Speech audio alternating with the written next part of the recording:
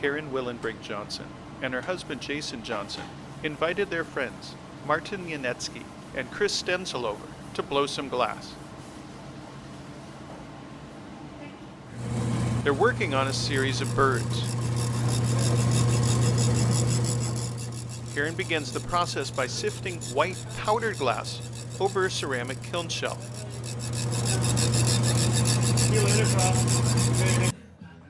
Using various tools, Karen will then push the powdered glass out of the way, creating a pattern.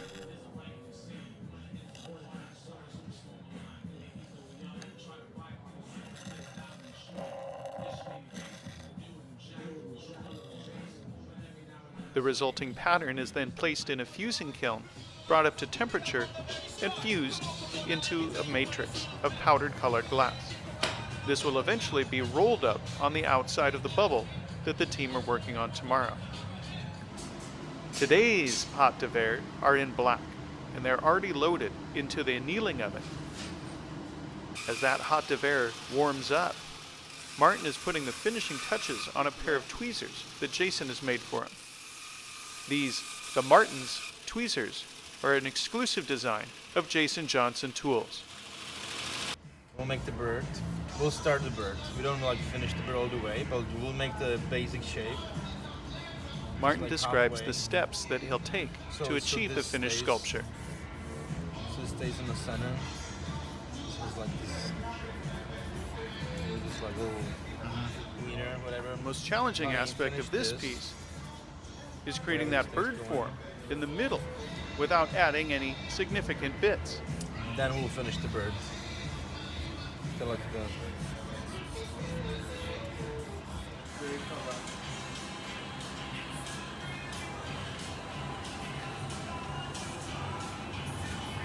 Martin begins by gathering a large bubble of clear glass. This glass is then coated with 3 layers of powdered white glass. He's vacuuming his cake in his hand and a flower in his mouth. Wow. After rolling through the white, Martin rolls through some crushed colored frit.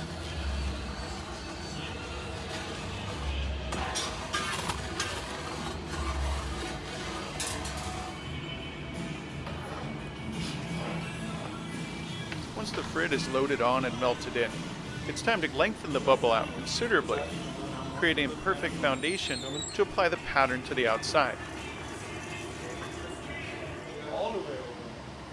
Chris goes in with the forks to grab the first sheet of kiln shell.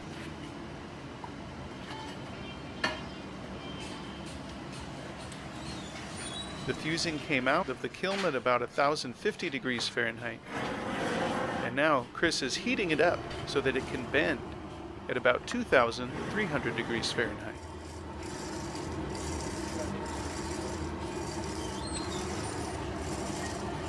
That looks good. Coming out.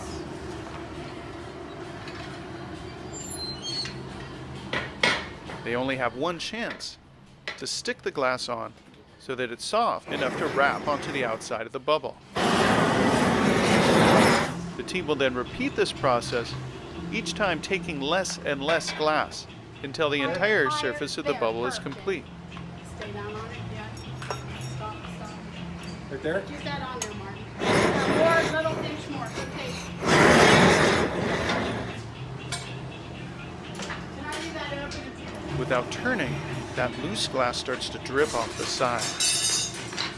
It's liquid hot now, but it's so thin that by the time Jason comes out, it has cooled down enough to crack when Karen bats it with the tag. Okay, get all that in. Okay.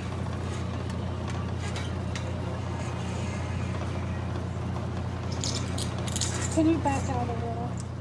Once the pattern is completely covering the bubble, Karen will sift powdered white glass over the surface and then wipe the white glass away, leaving a halo effect around the black design.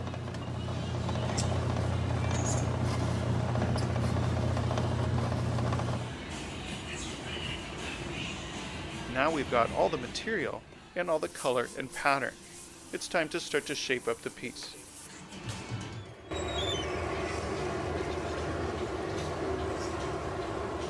Martin begins by getting the bubble really hot and squeezing it with a paper to divide it into 3 separate sections.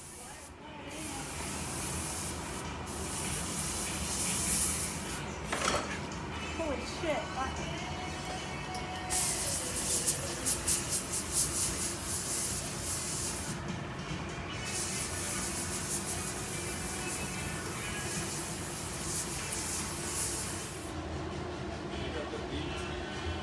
Once Martin has all 3 sections roughed in, he can start to focus more on the body of the bird.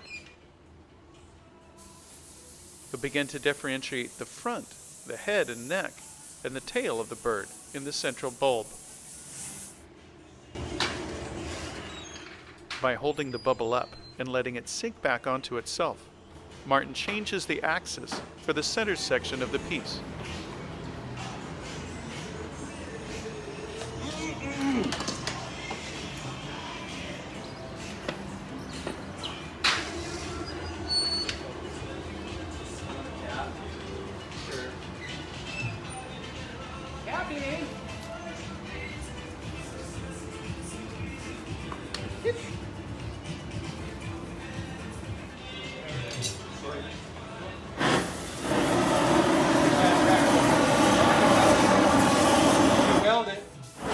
Unfortunately, at this stage, Jason noticed a crack in the pipe. This was an emergency situation that had to be dealt with immediately. Jason moved one of his welding rigs outside, Chris put on the Kevlar gloves, and Martin ran the piece outdoors, where they set it up on a yoke and hurriedly tried to tack the 2 sides of the blowpipe together before the piece fell onto the ground.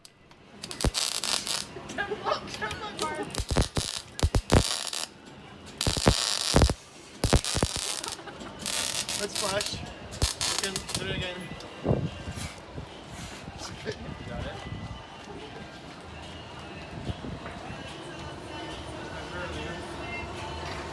You guys do this all the time, I know. After repeating that process 3 times, Martin decided it was time for a cigarette. Jason wanted to get a good look at how the weld had turned out.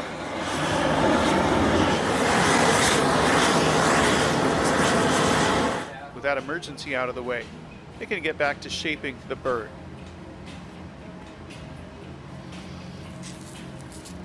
Martin pushes with the corks and then pulls with the tweezer.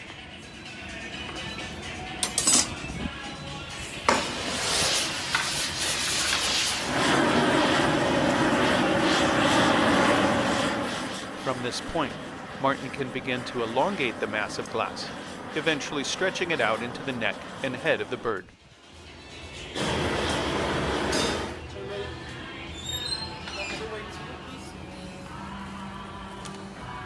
Moving the glass around this way will definitely pull the bubble off center, so Martin wants to come back with the parchofis and push the 3 sections back onto the same axis.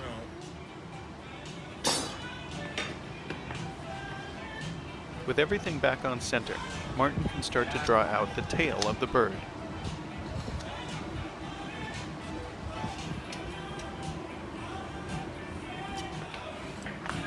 Seriously beautiful. Just gonna start this up. As always, Martin will take a moment to straighten everything back up.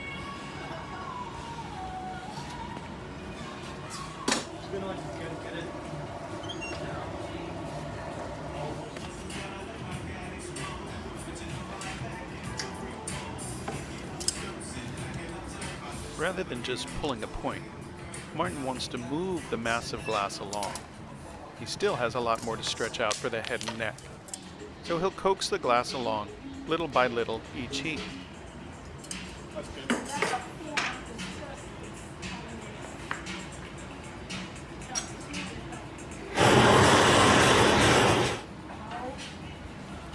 Looks like a penis. Okay. With the head and tail of the bird blocked into place, Martin can think about finishing the bottom, flattening it, and then breaking the piece off the blowpipe to finish the top.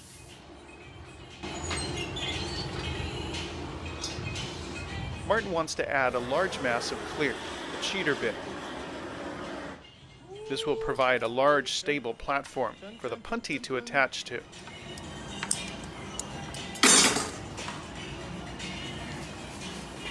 Using a wet paddle, Martin will push that mass of clear glass into the base.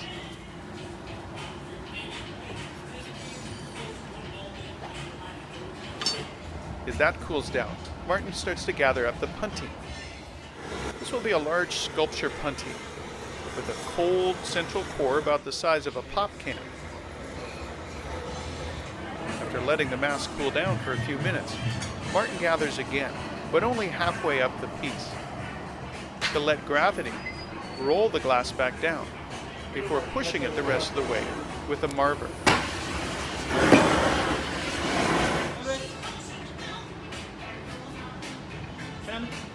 This technique provides a punty with a very stable core and a sticky end for a strong attachment to the bottom of the piece.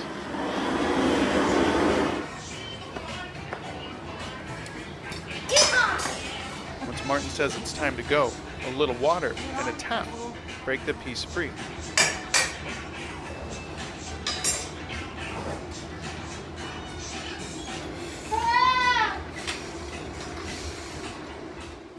Now it's time to finish off the section that represents the wings of the bird.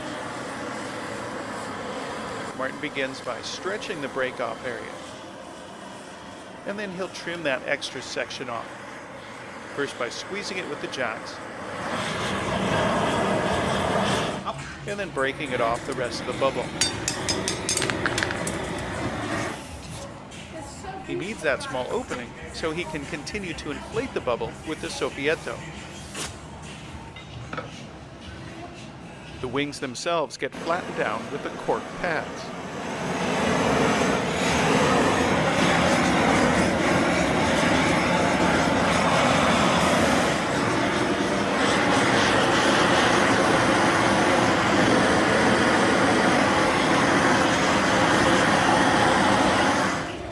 They'll let gravity bring everything back to center simply by hanging the piece and letting it fall.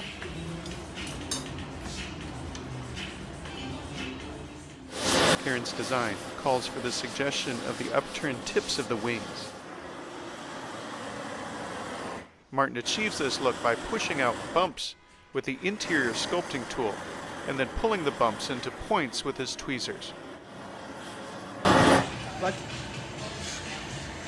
Martin will repeat this process 4 times on each side.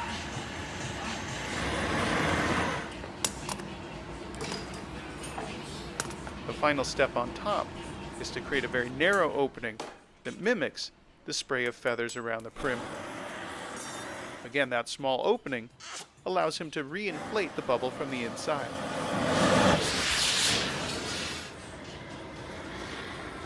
Now it's time to finish the body of the bird. Martin starts to stretch the neck out. This neck needs to move quite a ways.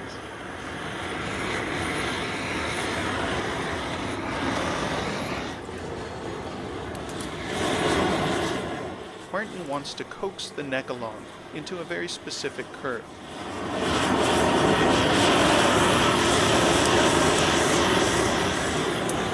Okay. He'll take his time heating and pulling, and then gently pushing the glass around with a cork pad.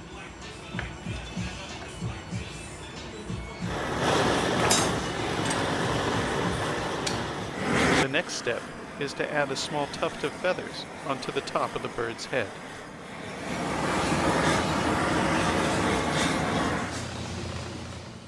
Chris repeats the process for the beak, gathering up clear glass, rolling in 218 powder, and then bringing it to Martin, who attaches it to the face of the bird and then trims it down to a point.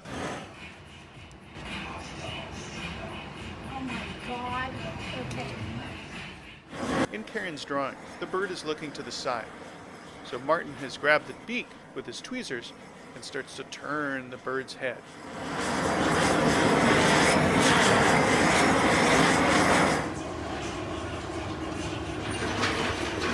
From here, the bird is pretty much complete.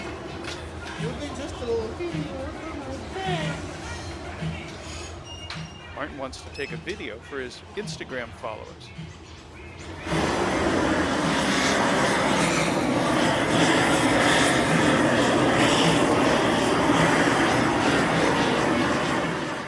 To remove the piece, Martin uses water and a tap, and it's broken free. Woo! This is the end of 7 hours continuous labor, and the first of a new series of work for Karen Willenbrink Johnson. Woo-hoo! Woo-hoo! My God! Could there ever be a more beautiful piece of glass?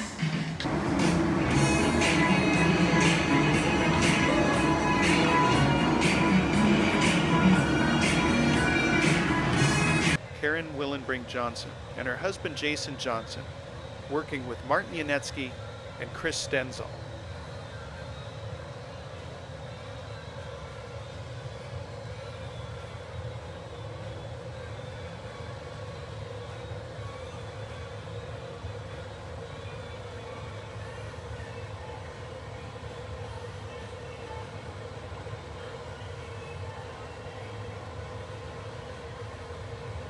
I'm Greg Owen, G-Man on Fire. Thanks for watching.